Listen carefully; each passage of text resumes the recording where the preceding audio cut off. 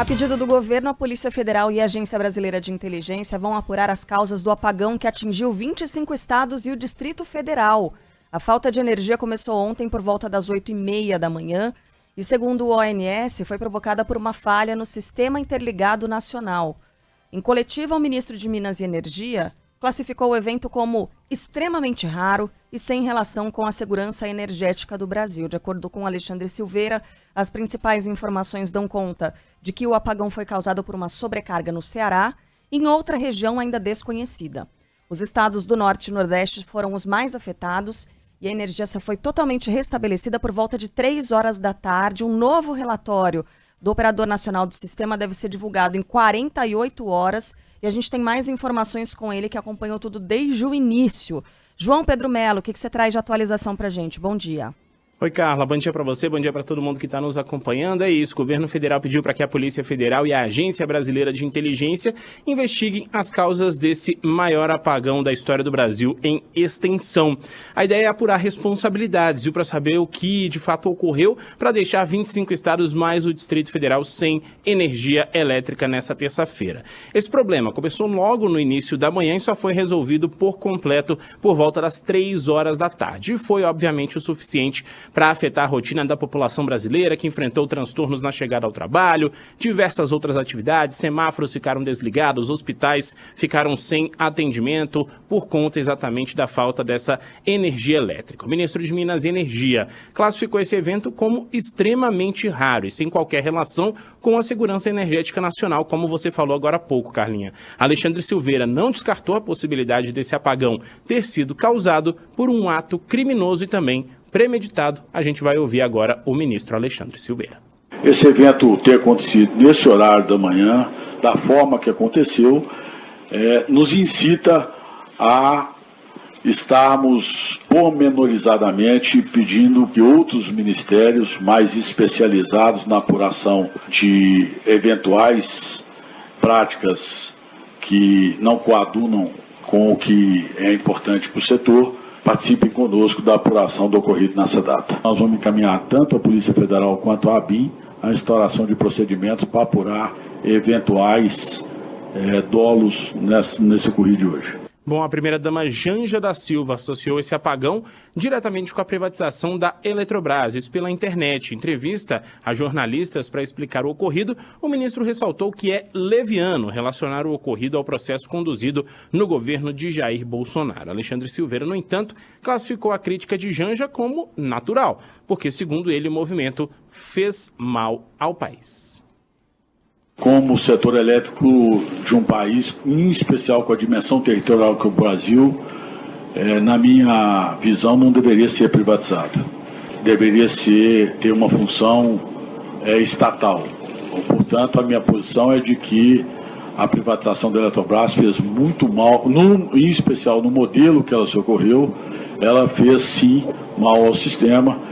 Bom, e a gente tem aí 2 linhas de investigação principais, né? Uma delas é da sobrecarga no Ceará, como a gente já falou agora há pouco, mas também há a expectativa de que tenha ocorrido um evento em outro lugar do Brasil. E isso ainda não foi determinado, porque, segundo o Ministério de Minas e Energia, é uma situação muito rápida, então são questões de milissegundos, então é preciso analisar com muito detalhe para saber onde essa falha aconteceu e por isso acabou levando ao desligamento do sistema. Foram 16 mil gigawatts, né, ou megawatts, perdão, que ficaram fora da rede ao longo desse período, então essa é uma questão muito delicada. Por isso, o Ministério de Minas e Energia afirma o seguinte, que um relatório vai ser divulgado pelo Operador Nacional do Sistema em até 48 horas exatamente para esclarecer as causas desse apagão. A questão do Ceará já foi identificada, falta agora identificar então esse outro evento que levou a esse apagão. Agora, JP, você mencionou que esse foi o apagão, se não o maior, mais extenso certamente da história, com 6 horas e 18 minutos de duração, mais precisamente. Ocorre que a gente foi dormir, e já temos um histórico de outros apagões, em que isso não aconteceu. A gente foi dormir sem uma explicação clara sobre o que aconteceu, sem uma conclusão, e ainda 48 horas para ter uma resposta, ou para ter mais respostas sobre isso. É uma demora considerável. O que justificaria uma demora tão grande para entender o que aconteceu? E aconteceu cedo, 8h30 da manhã.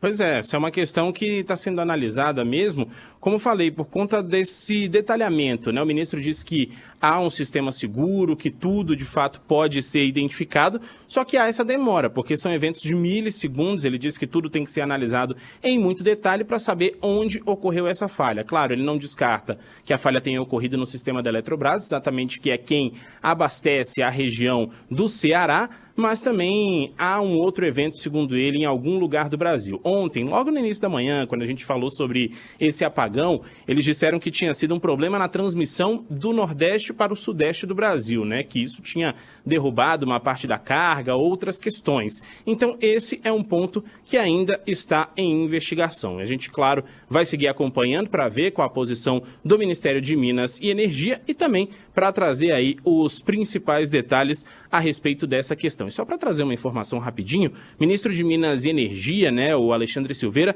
vai se reunir com representantes do Operador Nacional do Sistema Elétrico ainda hoje no Ministério de Minas e Energia. Essa reunião está marcada para as 9 horas da manhã. Essa reunião também que vai contar com participantes da empresa de pesquisa energética. Tudo isso para tentar esclarecer mais um pouco a respeito desse apagão. Lembrando que é o maior em questão de extensão, né? Mas a gente teve um outro também muito grande com uma falha de Itaipu lá em 2009, novembro de 2009, só que esse durou ali mais ou menos 4 horas, foi no período da noite, foi uma questão bem diferente do que aconteceu ontem. O João Pedro trouxe aí a fala do ministro, citando ou comentando, né, essa afirmação de que a Eletrobras foi privatizada em 2022. Ele acabou sendo, né, João Pedro, impelido a falar sobre esse assunto depois do tweet da esposa do presidente da República. A Janja tweetou o seguinte: a Eletrobras foi privatizada em 2022. Era só esse o tweet. Jogou a informação e saiu correndo. E aí o ministro teve que responder. Ele acabou sendo levado, né, a esse comentário. Uma tentativa barata, né? Vamos ser justos aqui de politizar uma questão que é técnica. O Brasil tem um histórico de apagões com a Eletrobras privatizada e com a Eletrobras estatal. Não era o momento de você jogar um tweet como esses para colocar mais lenha na fogueira. João Pedro. Isso? Não, manda bala. Beijo pra você, João Pedro. Bom trabalho. A gente vai seguir falando sobre esse assunto. Boa, valeu. Olha, no Nordeste, o apagão durou cerca de 6 horas em alguns estados. Na Bahia, houve aquela paralisação no metrô. A situação foi crítica na Bahia. Passageiros tiveram de andar ali nos trilhos. Situação muito, muito complicada. E o Micoano está na linha com a gente para trazer um resumo também de como foi esse apagão por lá e o restabelecimento do serviço, né, Yumi? Bom dia. Bom dia para vocês. Isso mesmo, o Nordeste foi uma das regiões mais atingidas pelo apagão. A energia só foi restabelecida totalmente depois de mais de 6 horas. A Bahia teve cerca de 6.500.000 imóveis afetados, segundo a Neoenergia Coelba. O metrô de Salvador só voltou a funcionar totalmente por volta das 6 da tarde de ontem. No momento da queda de energia, passageiros tiveram que descer e andar nos trilhos. Mas durante todo o dia, quem teve que utilizar o transporte público precisou de muita paciência. Vou ter que procurar o ônibus para o meu destino. Eu vou ver se pegar algum ali para passar lá na paralela. Aí chegar de lá, ver se eu consigo pegar outro. Vou ter que pegar o ônibus. No sufoco desse nós estamos aqui. A FEComércio Bahia estima que o apagão tenha provocado uma perda de mais de R$2 milhões por hora nas vendas no estado. Sem luz e internet, o comércio ficou praticamente parado.